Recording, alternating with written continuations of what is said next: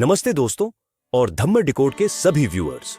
मैं हूं आपका होस्ट और आज हम एक बहुत ही खास यात्रा पर निकलने वाले हैं। जैसा कि आप जानते हैं, धम्म डिकोड चैनल पर हम भगवान बुद्ध और उनके धम्म को समझने की कोशिश करते हैं और आज हम इसी महान किताब बुद्धा एंड हिज धम्म के एक और महत्वपूर्ण अध्याय में गहराई से उतरेंगे।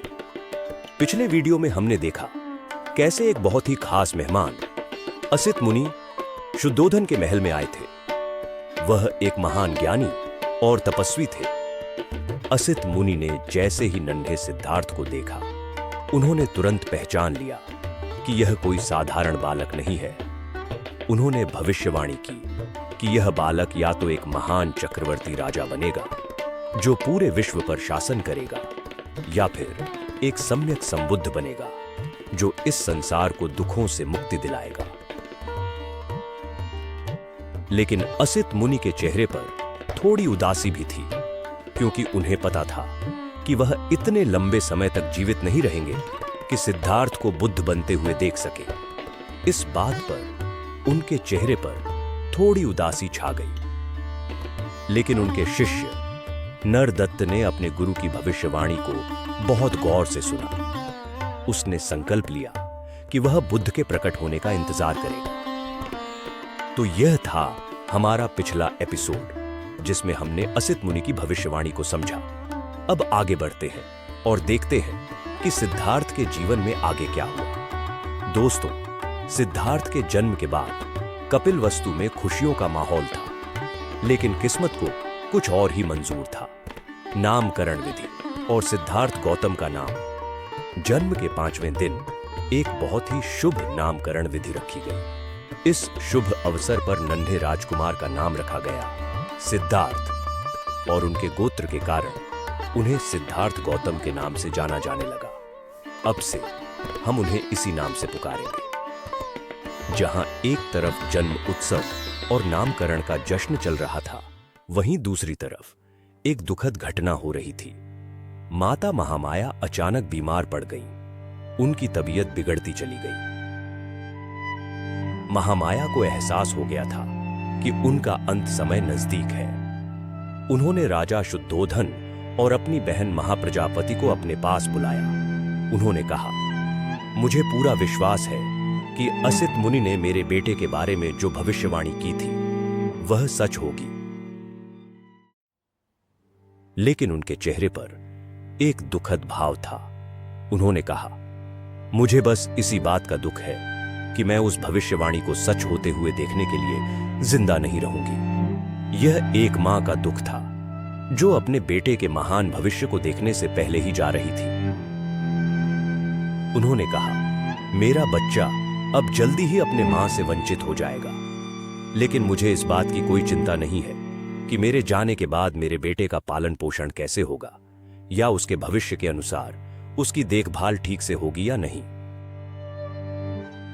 महामाया ने अपनी बहन महाप्रजापति की तरफ देखा और कहा, प्रजापति, मैं अपने बच्चे को तुम्हारे हवाले करती हूं। मुझे इस बात में कोई शक नहीं है कि तुम उसकी मां से भी बेहतर देखभाल करोगी। यह एक मां का अपनी बहन पर पूरा भरोसा था। और फिर उन्होंने कहा, अब दुखी मत हो, मुझे इस संसार को छोड़ने की अनुमति दो। भगवान का बुलावा आ गया है। उनके दूत मुझे लेने के लिए इंतजार कर रहे हैं। इतना कहकर महामाया ने अपने प्राण त्याग दिए। राजा शुद्धोधन और महाप्रजापति दोनों ही इस दुख को सह नहीं पाए और जोर जोर से रोए। जब सिद्धार्थ की मां का देहांत हुआ, तब वह सिर्फ 7 दिन के थे। सोचिए, एक नन्हा सा बच्चा जिसने अभी आंखें खोली ही थीं, उसने अपनी मां को खो दिया। परिवार का विस्तार। भाई बहन और चचेरे भाई। सिद्धार्थ का एक छोटा भाई भी था जिसका नाम नंदा था। यह राजा शुद्धोधन और महाप्रजापति के पुत्र थे।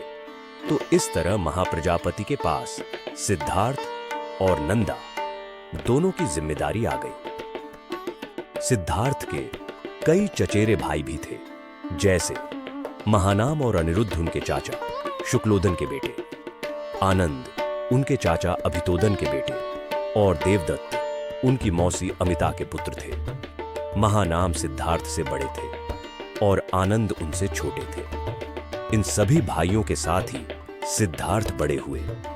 महाप्रजापति ने उनकी मां बनकर उनका पालन पोषण किया, उन्हें मां का प्यार और देखभाल दी, जिसकी उन्हें बहुत जरूरत थी। बचपन और शिक्षा। सिद्धार्थ अब धीरे धीरे बड़े हो रहे थे।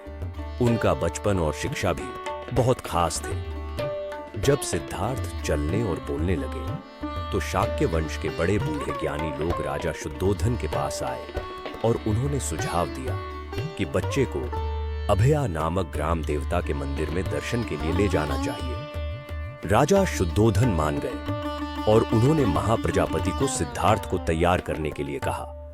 जब महाप्रजापति उन्हें कपड़े पहना रही थी तो नन्हे सिद्धार्थ ने बड़े प्यारे तरीके से अपनी मौसी से पूछा कि उन्हें कहां ले जा रहे हैं। जब उन्हें पता चला कि मंदिर ले जा रहे हैं तो वह थोड़े हंसे, फिर भी शाक्य रीति रिवाज के अनुसार वह मंदिर गए। 8 साल की उम्र में सिद्धार्थ का विद्याभ्यास शुरू हुआ।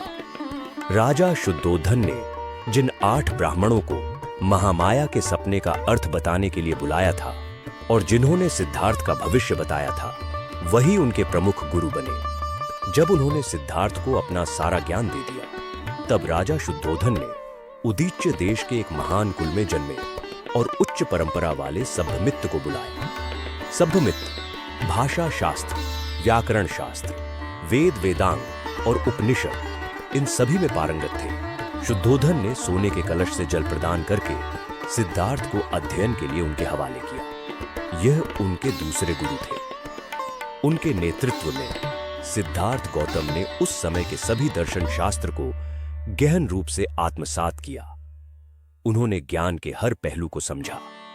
इसके अलावा उन्होंने आलार कालाम के शिष्य भारद्वाज से ध्यान धारणा की विद्या भी सीखी। भारद्वाज का आश्रम कपिलवस्तु में ही था।